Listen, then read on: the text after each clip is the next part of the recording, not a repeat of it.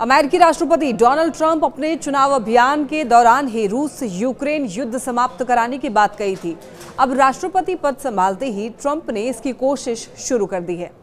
इन्हीं कोशिश के तहत डोनाल्ड ट्रंप के वरिष्ठ सलाहकार और उपराष्ट्रपति जेडी वेंस इस हफ्ते यूक्रेन के राष्ट्रपति वोलोदिमीर जेलेंस्की से म्यूनिख में मुलाकात कर सकते हैं।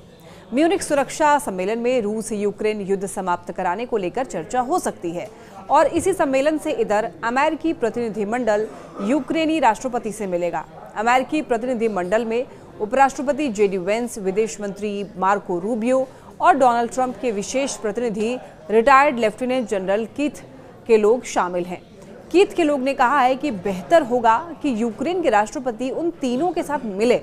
इसके बाद राष्ट्रपति ट्रंप भी जेलेंस्की से बात कर सकते हैं। इस बैठक में अमेरिकी प्रतिनिधिमंडल जेलेंस्की से युद्ध खत्म करने के विकल्पों पर यानी कि ऑप्शंस पर चर्चा कर सकता है और इस बैठक की अहमियत का अंदाजा इसी बात से लगाया जा सकता है कि अमेरिका बैठक से पहले यूरोपीय देशों से भी बात कर रहा है और कीथ केलोग वॉशिंगटन में यूरोपीय राजदूतों से मुलाकात कर रूस और यूक्रेन युद्ध रुकवाने को लेकर चर्चा कर रहे हैं। और देखिए, डोनाल्ड ट्रंप कह चुके हैं कि अमेरिका के करदाताओं के अरबों डॉलर यूक्रेन को आर्थिक मदद देने में खर्च हुए हैं, जबकि यूरोप इसके लिए कुछ खास प्रयास नहीं कर रहा है। ट्रंप ने यह भी कहा है कि अमेरिका ने जो यूक्रेन की आर्थिक मदद की उसके बदले में यूरोपीय देशों को अमेरिका को भुगतान करना चाहिए। ट्रंप ने यह भी कहा है कि उनका प्रशासन रूसी राष्ट्रपति व्लादिमीर पुतिन के संपर्क में है। हालांकि उन्होंने इस बारे में ज्यादा जानकारी देने से इनकार किया।